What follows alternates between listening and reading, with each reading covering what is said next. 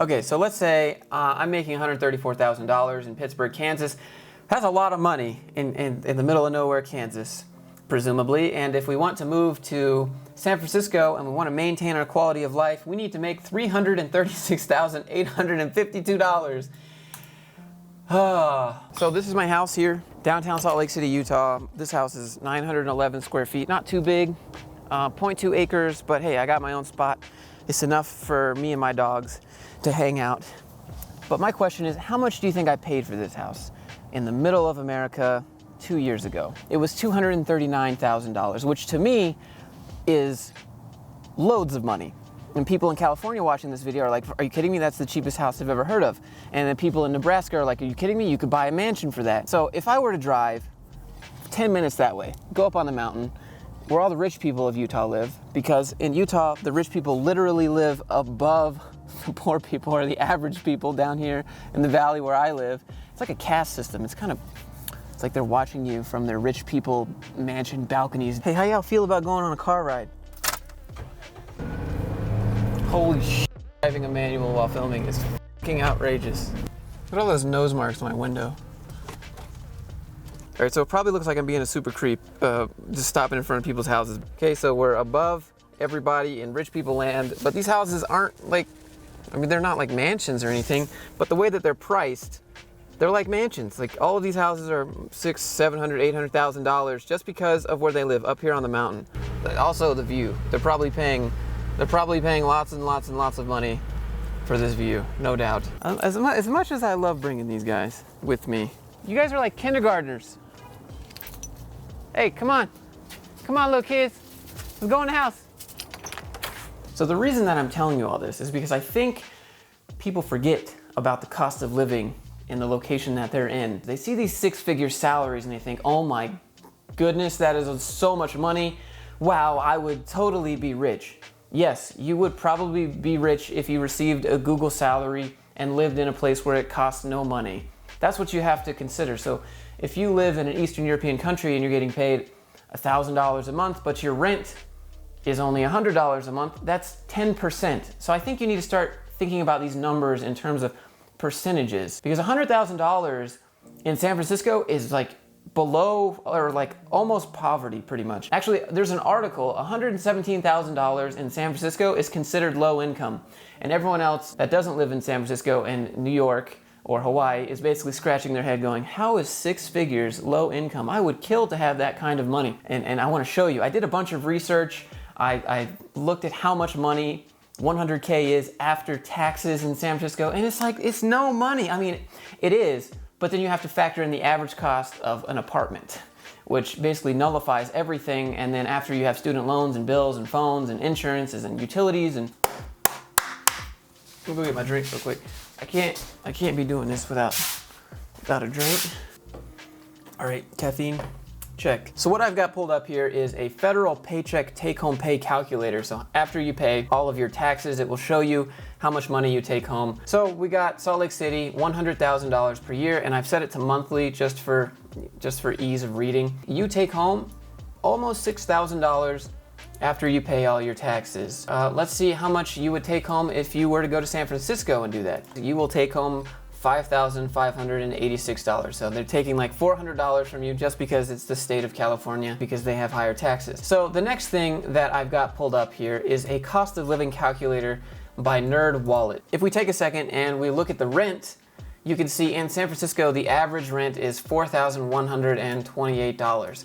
So let's go back over to this take-home pay calculator and let's see how much money you have after you pay your taxes per month. 5586 minus your average rent, which is $4,128. That leaves you with $1,458 spending money. This is not including any 401ks taken out. It's pre-tax, but still, we're not including 401ks, IRAs, we're not including utilities in this, car insurance, car bills, student loans. After you deduct all that stuff, you basically have no money left. And I've done a few calculations here. So I looked up US average student loan debt statistics for 2019. Average monthly student loan payment for graduates is $393. This is assuming they have $31,000 of debt. And personally, I think $31,000 worth of debt in the United States is really low. So let's just go ahead and triple this number, 393. So we have 1458 left over to play with in terms of spending money. Now let's say you have a loan payment of $1,100. Now you have $358. This isn't groceries, this isn't gas for your car, this is nothing else. You got a car payment, let's say 150 bucks. You got insurance for that car, let's say 50 bucks. You got a phone bill, let's say that's 80 bucks. You got insurance, another 50 bucks. You got food, so you got to eat. You can have ramen noodles. We do that, 100 bucks. That's a lot of ramen. I mean, we're still in the negatives here. Minus $72. This is with six figures. The classic six figures that everyone wants and idolizes and thinks that it's just so much money.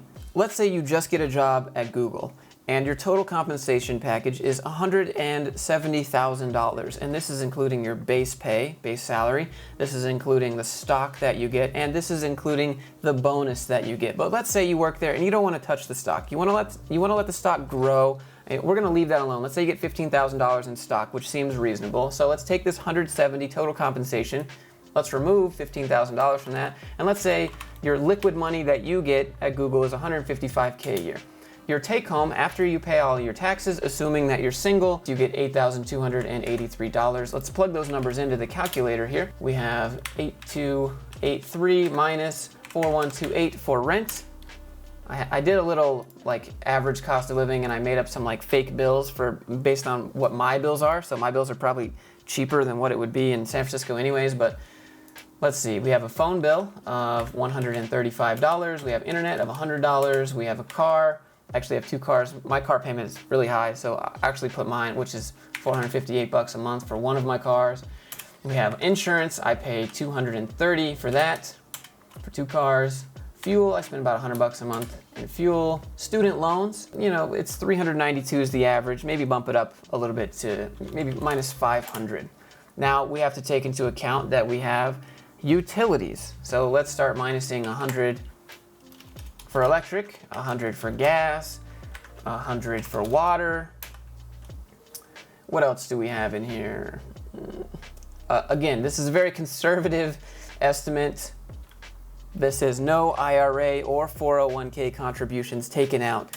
All right, so now you're at $1,732 left of money to play with. Now, I'm not saying that this isn't a lot of money to play with. An extra $1,700 a month is quite a lot of money to play around with. You can buy just about anything you want.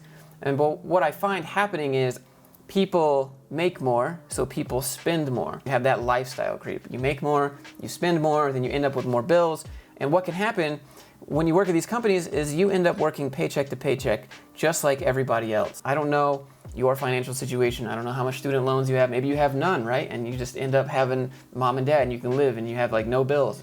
Then that's a lot of money after tax. But for a lot of people, that they don't have that kind of situation. They got to figure out how to live. And so imagine being like, I make $178,000 a year and I have 5 roommates. It's like, what? You make so much money? And it's like, yeah, but the cost of living. And they're like, oh, I understand. It says, in California's notoriously pricey San Francisco Bay Area, household earnings around $117,000 a year are now considered low income. Man, just like, if you were to tell my parents that a while back, they'd be like, well, I don't understand. These people have spending problem. And it's not like that. So I started doing some more research and I started playing around with these numbers a little bit. And I noticed that like the cheapest place that I could find in the United States was Pittsburgh, Kansas. Not the other Pittsburgh that everyone knows, but apparently Pittsburgh is a place in Kansas. And I make $100,000. I only need $39,000. The cost of living is 60% lower in Pittsburgh, Kansas. Okay, so let's say I'm making $134,000 in Pittsburgh, Kansas. That's a lot of money in the middle of nowhere, Kansas, presumably. And if we want to move to San Francisco and we want to maintain our quality of life, we need to make $336,852. Everything there is just so much more expensive. And people get blinded by these numbers. And I'm just trying to show you, like if you're going to accept a job just based on the salary, take a second, use the take-home pay calculator, run your salary there, find out your after-tax take-home pay, and then figure out how much your rent is going to cost or how much your house is going to cost, because that is usually the biggest chunk of your income. And then start adding on all of your bills. Start adding on your student loans and your utilities and food and gas, and then really see if those numbers matter to you. Sometimes $70,000 in a place like Pittsburgh, Kansas would leave you with more money to spend at the end of the day after you're said and done with your bills than a place like San Francisco would, just because of the cost of living. I'll link all of these websites down in the description below for you to check out and run some numbers and play around if you want. My dad is here, Mechanical Dad is here. We're gonna go film a video. Thank you so much for watching. Hit subscribe on this channel and then go check out my other Grind Reel new channel. I'll put that down there too. Thank you so much for watching. I'll see you in the next one.